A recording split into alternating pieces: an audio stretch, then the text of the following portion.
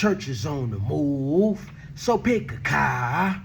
Big body Benz, classic Jaguar. Church is on the move. Hey, listen, God told me to tell you that the goddamn church is on the move, right? And listen, I'm going to make this short, sweet, and simple. But I'm going to start you off with a story like I always do. See, listen, right?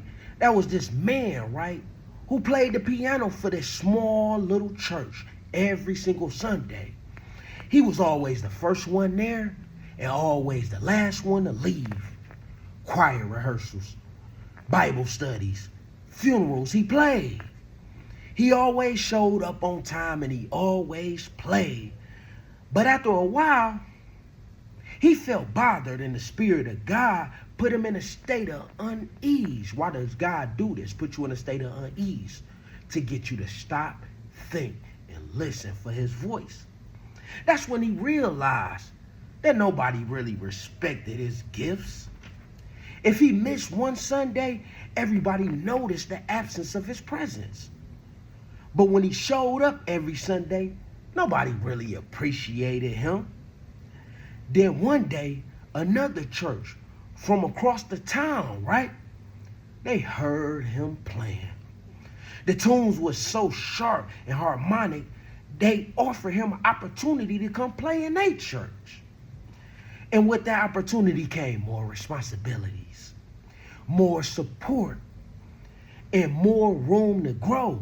And that's when he realized the problem was he didn't have value. The problem was he kept trying to convince people of his value. How many of us done that before?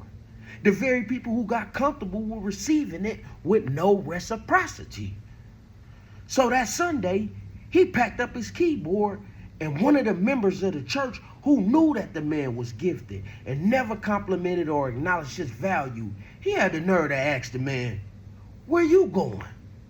And the gifted man replied, "Church is on the move." Let's get into it, y'all. So when you start taking yourself serious, you stop being offended that other people don't.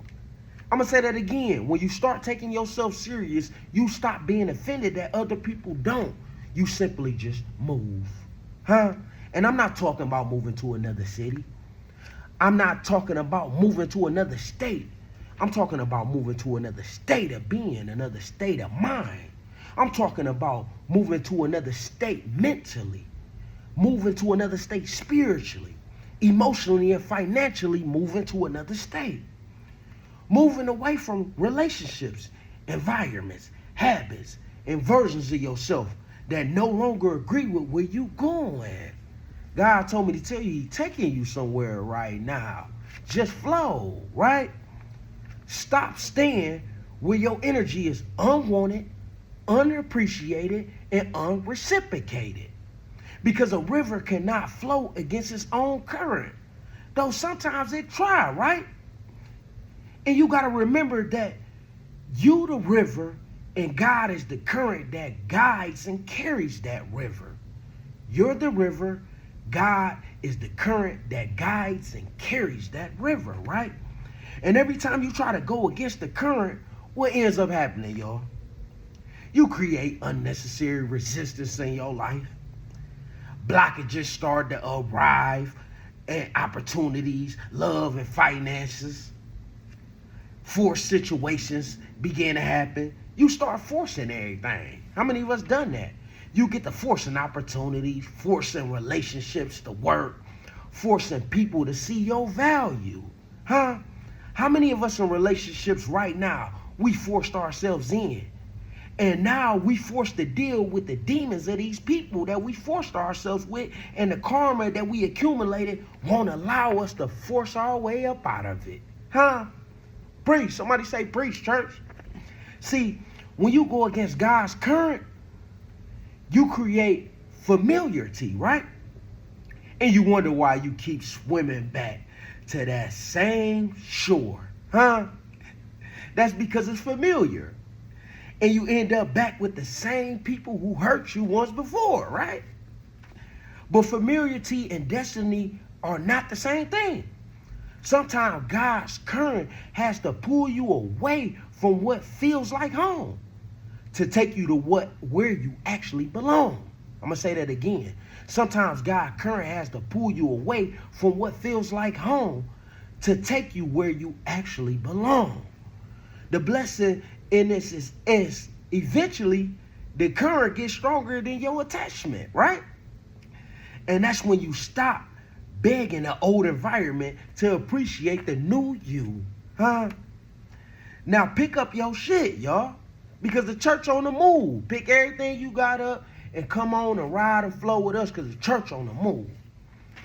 See, blockages arrive when you off your path, right? So cut off all that mediocre shit that's around you, huh? Mediocre ass friends, cut them off, huh? Mediocre ass environments, remove yourself from it. Mediocre ass standards, replace them. Mediocre ass self-talk, upgrade that shit. I always tell you to speak highly of yourself. Mediocre ass relationships, huh? You knew I was coming with that one. These the people who tolerate you, but don't really respect you, support you, or sharpen you in any way possible. Say iron sharpens iron. That's a proverb. Mediocre doesn't always mean bad. It just means good enough to keep you comfortable. Now, ain't that some mediocre ass thinking? I'm gonna need you to get rid of all that mediocre shit out your life, huh? And boss yourself on up, pull yourself up, huh? And the people who still think like that, they know they won't get another chance to be around you again, because the church on the goddamn move. And the church don't need no validation. We don't need validation no more over here. See, when people start searching for validation, what they actually doing is trying to stabilize a self that really isn't theirs, huh? But the image they project to other people. It's an image they projecting to other people, right? Somebody say the shadow self always finds a way to express itself. Hey, but though, what do you mean by that? How do the shadow self find a way to express itself? Every time you suppress your anger, right? It comes out as sarcasm, huh? No, I ain't mad. But you really mad though, right? I'm good. Every time you suppress jealousy, it comes out as criticism. Yeah, I do like them white shoes you got, but the black and red one's better though, huh? You suppress your insecurities. Every time you suppress your insecurities, it comes off as arrogance, huh? You suppress the need for validation, and it comes out online, right? When you online. You say you don't care about what other people think about you, but your mood constantly changing based on likes, comments, and views, huh? This is why I keep telling you, affirmations is the key. It's the only thing that penetrates the shadow self and gives it a new program. You have to keep reprogramming yourself. Like I always say about these affirmations, once you say them, you start to believe them. And once you start to believe them, you become them, right? So start today walking, speaking, and thinking highly of yourself, huh? Because the church on the move, and the only thing about it ain't just about leaving these people, y'all, or these places. Sometimes the things you gotta move away from is that unconscious version of yourself, huh? Now repost this video, share it and like it so your haters can see it and they'll know that the church on a goddamn move. Stay light as a feather and travel wisely.